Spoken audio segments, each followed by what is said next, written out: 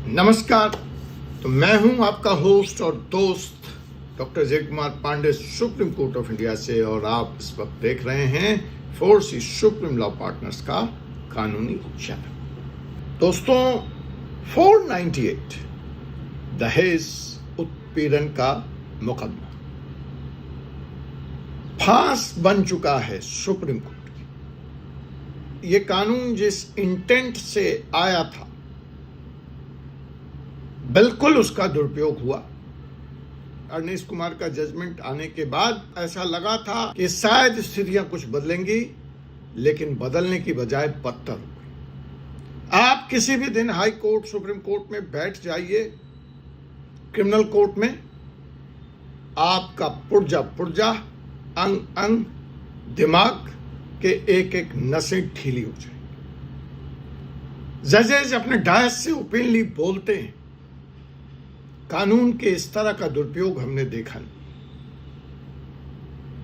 हद तो तब हो जाती है जब इस 498 में अरनेस्ट कुमार के कारण पुलिस के हाथ गिरफ्तारी से रुकते हैं, तो इसमें जोड़ दिया जाता है बलात्कार, रेप का मुकदमा। ससुर पे सास का भी नाम, ननद का नाम, नंदोई का नाम, देवर का नाम, भाभी का नाम, भाई का नाम, कोई नहीं बचता परिवार में साहब। और सबसे बड़ी त्रासदी या ट्रेजेडी है, मैंने खुद जज साहब को सुना कि आखिर ये कंप्लेन, ये मुकदमे लिखवाता कौन है? हमारी बिरादरी, वकील, हम काले कोट वाले। जज साहब कहते हैं इस कंप्लेन की भाषा देखकर मैं सीधे तौर पे कह सकता हूं कि ये किसी वकील ने लिखवाया। तो अब तो यहां तक की बातें कोर्ट में होने लगी हैं कि ऐसे वकीलों का लाइसेंस ही रद्द कर दिया जाए, ऐसे वकीलों को प्रैक्टिस से बाहर कर दिया जाए, उनके खिलाफ भी कार्रवाई हो। खैर, यह तो थी वस्तु स्थिति। लेकिन आज जो धमाका मैं यहां करने जा रहा हूं 498 पर, वह है सुप्रीम कोर्ट का।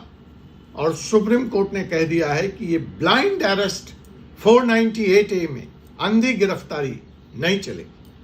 अरनेस्ट कुमार के बाद फिर बहुत ही पुरजोर तरीके से सुप्रीम कोर्ट ने यह बात कही है। सुप्रीम कोर्ट कह रहा है 498 का दुरुपयोग बंद करे।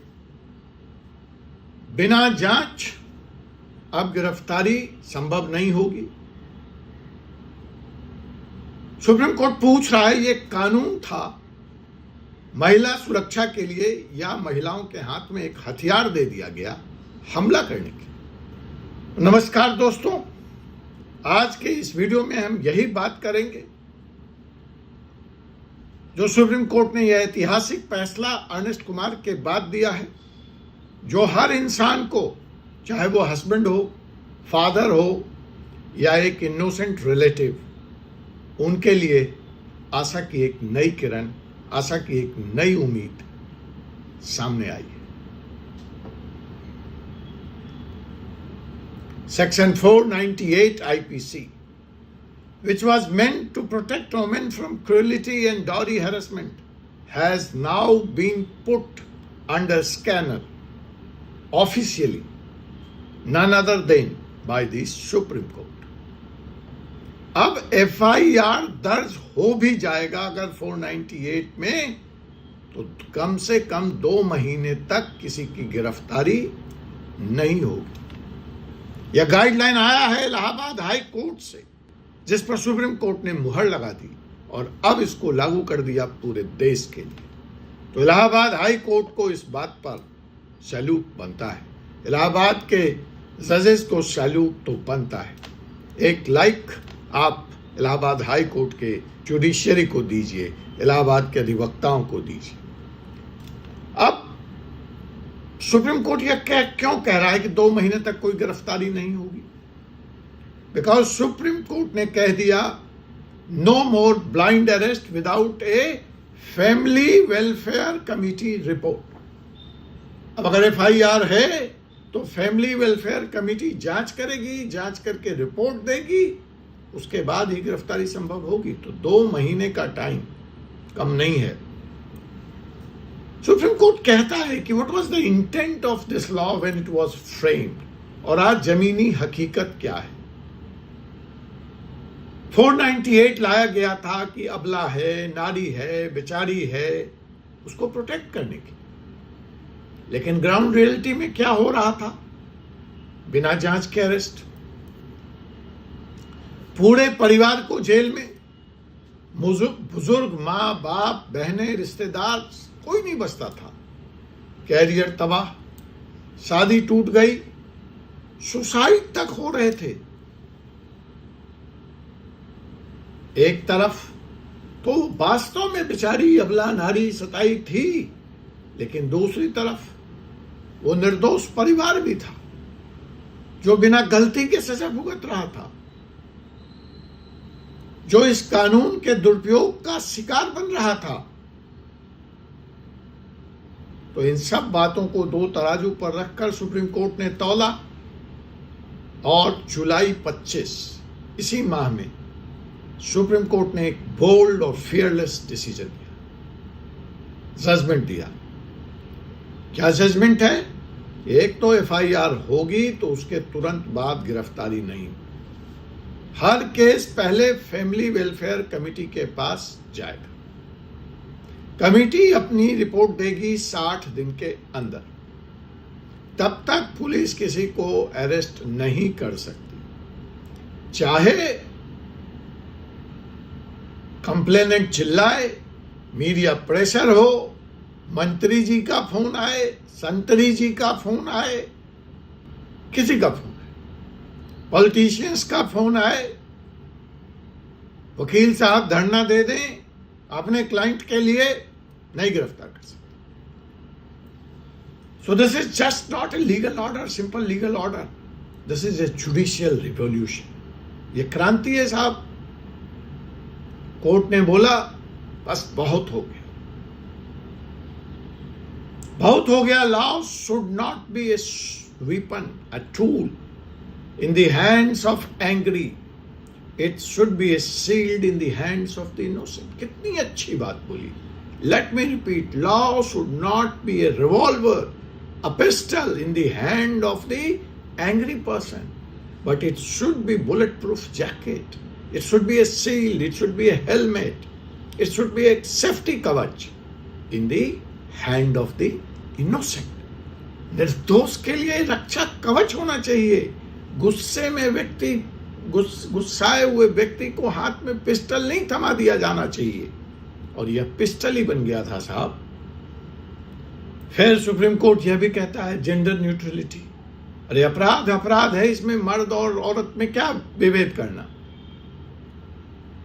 तो सुप्रीम कोर्ट ने इम्फेसिस किया कि जो एक कॉन्सेप्ट था कि महिला कमजोर हैं, बेचारी हैं, लाचार हैं, अबला हैं, नारी हैं, और उसके लिए उनके रक्षार्थ कानून बनाए गए थे। अब समय आ गया है कि इस पे समाज को विचार करना पड़ेगा। महिला कहीं से अबला, बेचारी, लाचार, वक्त की बारी नहीं है। तो इसलिए अपराध अपराध है, और जो अपराध किया जाए तो उसको बराबरी के तौल पर, बिना किसी विभेद के, बिना किसी डिस्क्रिमिनेशन के देखा जाना चाहिए। तो यह जो वर्डिक्ट है, यह उन सब एक्टिविस्ट की भी जीत है जो लगातार इस विषय को उठा रहे थे,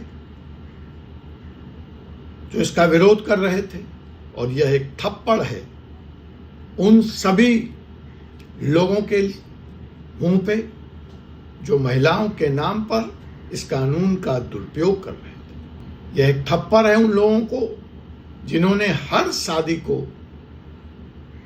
क्राइम सीन में तब्दील कर दिया था, और हर पति को कम से कम गुनाहगार तो नहीं तो शक के दायरे में तो लाकर खड़ा ही कर दिया था। सो साहब, India needs gender neutral laws. If you support this, please say gender neutral laws in the comment. अगर आप भी जेंडर न्यूट्रल कानून के पक्षधर हैं तो कमेंट में करके बताइए, yes we need this law, gender neutral law, लिखिए कमेंट में। The law should not be woman versus man. The law should not be मर्द versus औरत, पुरुष versus महिला. It should be gender neutral. Justice should not have a gender. एक तरफ आप कहते हैं कानून अंधा होता है, फिर दूसरी तरफ आप एक चश्मा पहना देते हैं उसको, जिससे उसको महिलाएं निर्दोष दिखती हैं और पुरुष बेचारा दोषी दिखता है. तो justice should not have a gender. Justice is blind. पर आज तक वह अंधी रही महिलाओं के मामले में, लेकिन अब ऐसा लगता है कि उसने वह चश्मा उतार फेंका है. अब वो जग गई है. अब ये जो नया जजमेंट आया है सुप्रीम कोर्ट का, बिल्कुल तत्काल प्रभाव से लागू होगा. कोई कंफ्यूजन में मत रहिएगा आप लोग. पुलिस वाला तंग करे तो ठोक दीजिएगा, ठीक है, बता दीजिएगा या वीडियो ले जाकर दिखा दीजिएगा और कंप्लेन करने की पूरी तैयारी रखिएगा, ठीक है. तो इसका मतलब क्या है कि 498 आईपीसी का मिसयूज पहले भी बहुत हो चुका है. यह सुप्रीम कोर्ट कह रहा है, मैं नहीं कह रहा हूं. Rajesh Sharma versus state of UP 2017. ठोक बजा लीजिए. बार बार पूछते हैं साइटेशन क्या है, साइटेशन क्या है. लीजिए साइटेशन. अरे कभी लाइक वाइक भी कर दिया करो, 150 रुपए भी दे दिया करो, बस साइटेशन दे दो. वीडियो तो एजुकेशन फ्री में है ही, बाकी कुछ चैनल के लिए भी करेंगे. खैर, आप सुधी जन हैं, आप पे ही यह निर्णय छोड़ता हूं. तो साहब, Rajesh Sharma versus state of UP 2017. ST ने बोला था कि अरेस्ट पर ब्रेक लगाओ, नहीं माने. ललिता कुमारी वर्सेस गवर्नमेंट ऑफ यूपी 2014, जिसने कहा था कि एफआईआर तो मैंडेटरी है, एफआईआर आप कर लीजिए, लेकिन इन्वेस्टिगेशन के बिना अरेस्ट नहीं करेंगे. Arnesh Kumar versus state of Bihar में तो आते आते सुप्रीम कोर्ट ने कह दिया 2014 में कि अरेस्ट इज नॉट ऑटोमेटिक. इधर एफआईआर हुई, आपने उठा के हथकड़ी पहना दी. इस बार सुप्रीम कोर्ट ने बोला एनफ इज एनफ. अब अरेस्ट होगी तभी जब कमिटी कहेगी कि कंप्लेन जेन्यून है. नो मोर रिवेंज एफआईआर. बदले के लिए अब एफआईआर पे कार्रवाई पे शायद विराम लगे. लेकिन देखिए, यहां पे आके सुप्रीम कोर्ट के दरवाजे बंद हो जाते हैं. जो सुप्रीम कोर्ट को करना था, सुप्रीम कोर्ट ने कर दिया. राइट फ्रॉम राजेश शर्मा, ललिता कुमारी, अर्नेश कुमार, और अब ये जजमेंट. अब यहां से जिम्मेवारी शुरू होती है आपके पार्लियामेंट की. अब यहां से जिम्मेवारी शुरू होती है आपके मेंबर ऑफ पार्लियामेंट्स की, जिनको आप चुन करके यहां दिल्ली में अपने नुमाइंदों को भेजते हैं. उनको क्या करना चाहिए इस जजमेंट के बाद, या वहां क्या होना चाहिए भारतीय संसद में. लेकिन वहां फुर्सत किसको है चिल्लाने, पोस्टर फेंकने. इन सब बातों के लिए तो 2014 से ना माहौल बचा है और ना किसी का इंटरेस्ट है. खैर, आप जनता हैं, मांग करना आपका हक है, आप जरूर मांग. तो साहब, अब जो बारी है वो पार्लियामेंट की है. लॉ को कोर्ट ने टाइट कर दिया, लेकिन अब समय आ गया है कि इस पर पार्लियामेंट एक्शन ले, 498 को अमेंड करे, इसमें अमेंडमेंट मूव हो, जेंडर न्यूट्रल बनाया जाए इस लॉ को और भी दूसरे कानूनों को. ऐसी एक कमेटी बने संसद की जहां पे जेंडर न्यूट्रल नहीं है उन सब कानूनों की समीक्षा हो, रिपोर्ट तैयार हो, बहस हो और उसमें बदलाव हो. बट उसके लिए बड़ा सीरियस माहौल चाहिए पार्लियामेंट में, ऐसे लोग चाहिए. दुर्भाग्यवश दोनों ही नहीं है. तो दीजिए वोट. जात पे, पात पे, धर्म पे, मजहब पे दीजिए. पैसे लेकर, दारू पी के, जैसा राजा वैसी प्रजा, और जैसी प्रजा वैसी राजा। खैर, ये पॉलिटिकल चैनल नहीं है, पॉलिटिकल बातों का वक्त नहीं है, लेकिन दुख तो होता है ना। मैं भी इस देश का एक नागरिक हूं, एक वोटर हूं। अपने आसपास कानून कितना कानून के दायरे में बंद कर रहा हूं, बताइए आप। एक कोई अकेले डॉक्टर अजय कुमार पांडे तो परिवर्तन ला नहीं देंगे, कोई सुप्रीम कोर्ट के जज साहब तो परिवर्तन ला नहीं देंगे। समाज को जगना होगा भाई, और व्यापक परिवर्तन करना होगा। सारा कुछ तो जाके उस कुएं में ही तय होता है। फिर आप दोषारोपण, चाहे पीएमएलए का दुरुपयोग है, चाहे जीएसटी का दुरुपयोग है, चाहे 498 का दुरुपयोग है, सब तो वहीं से निकलता है। और वहां कौन लोग हैं, किनको आप चुन के भेजते हैं, कैसे चुन के भेजते हैं, उनको कितनी समझ है कानून की, तो फिर तो यही परिणाम निकलेगा। फिर भुगतना तो पड़ेगा देश को। खैर छोड़िए, थोड़ा भावुक हो गया था, माफ कीजिएगा। तो साहब, संसद को इस पर विचार करना चाहिए, और उस पर फॉल्स कंप्लेन के लिए, जैसा जज साहब कह रहे हैं, मैंने आपको प्रारंभ में ही बताया कि वकीलों को भी न छोड़ा जाए, मत छोड़िए। स्ट्रिक्ट पनिशमेंट फिक्स करिए जो ऐसी झूठी शिकायतें करता है। और जो बेचारा शादीशुदा पुरुष है, अब उसके प्रोटेक्शन की बारी है साहब। तो उसके लिए काउंसलिंग की व्यवस्था कीजिए, उसको लीगल प्रोटेक्शन दीजिए, तब कहीं जाके परिवार और समाज बचेगा। नहीं तो यह विवाह नाम की जो पवित्र संस्था है, यह खत्म हो जाएगी हिंदुस्तान से। फिर तैयार रहिए आप। सोसाइटी लाइक वेस्टर्न कंट्रीज, जहां सवेरे किसी के साथ, दोपहर किसी के साथ और शाम किसी के साथ, एक एक पुरुष की, एक एक महिला की 8-8, 9-9 शादियां, और बच्चों की लंबी फेहरिस्त, जहां एडमिशन फॉर्म में लिखा जाता है biological father, first father, second father, third father. तो देख लीजिए, जमता हो तो साहब, क्या हर एफआईआर पर हस्बैंड को क्रिमिनल ट्रीट करना सही है? बताइए आप कमेंट। आपका भी तो अनुभव होगा, आप भी तो रहते हैं इस समाज में। लॉ होना चाहिए प्रोटेक्शन के लिए, न कि डिस्ट्रक्शन के लिए। अगर मेरी बात से आप सहमत हैं या असहमत हैं, तो दर्ज कीजिए सहमति और असहमति, शेयर कीजिए, बोलिए, समर्थन में या विरोध में आवाज उठाइए।